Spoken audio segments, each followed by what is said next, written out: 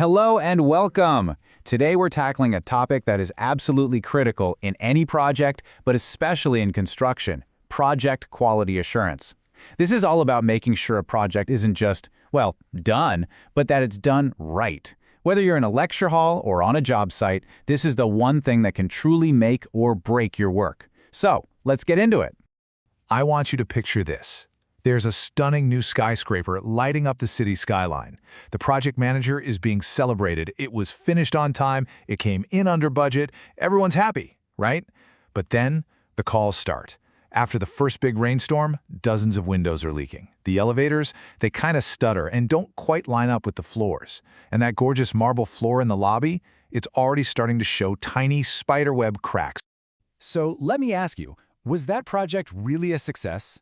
I mean, of course not. It's a disaster.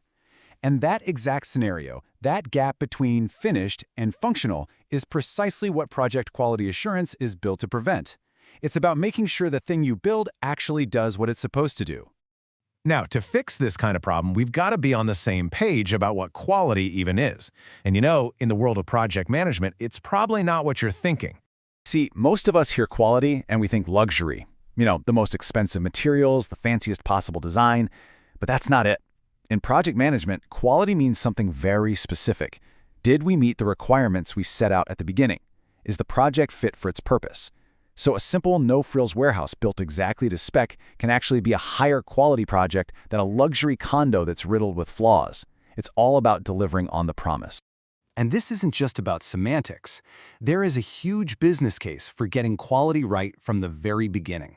It all comes down to a concept called the cost of quality, which is basically a tale of two choices: prevention or failure. Okay, so think of the cost of quality like two sides of a coin. On one side, you have the cost of conformance. This is the money you spend upfront to do things right. Training your crew, doing inspections, proper planning. It's proactive. But on the other side, you have the cost of non-conformance, and that's the price you pay for failure. It's the rework, the warranty claims, the lawsuits, and the massive hit to your reputation. And just to make that crystal clear, imagine finding a major structural crack in a building's foundation after you've already handed the keys over to the client. The cost of bringing in jackhammers to tear out and re-pour that concrete is just astronomical. But the cost to your credibility, that's even worse. So here's the bottom line, the one thing you really need to remember. Prevention is almost always cheaper than the cure. The money you invest in getting it right the first time is just a fraction of what it costs to fix it later. That is the fundamental law of project quality. Okay, so we know why it's so important. The big question is, how do we actually do it? How do we build that prevention, that quality, into our projects from day one? Well, luckily, there's a straightforward, three-step framework that shows us the way. It all boils down to these three key activities. First, you plan quality management. This is where you decide what good looks like by defining all your standards. Second, you perform quality assurance. This is where you check your processes to make sure they're even capable of hitting those standards. And third, you control quality. This is where you inspect the actual work, the output, to make sure it did what it was supposed to do. So let's start with step one, planning for quality. Think of this as your project's constitution for quality. In construction, this is where you get super specific. You're not just saying, use strong concrete, you're specifying it must have a compressive strength of exactly 4,000 psi. You're defining the precise grade of steel required for the support beams. You are literally creating the rulebook for what success looks like long before a single shovel hits the dirt.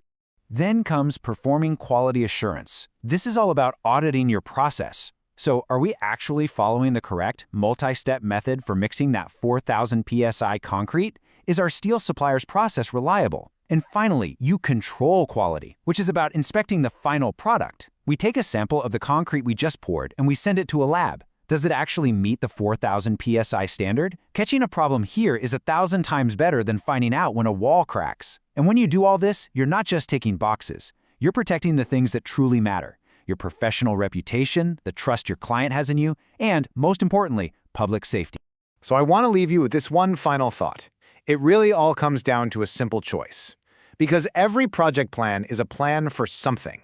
And if you don't explicitly and deliberately plan for quality, then you are, by default, planning for rework. Plan smart and build it right the first time.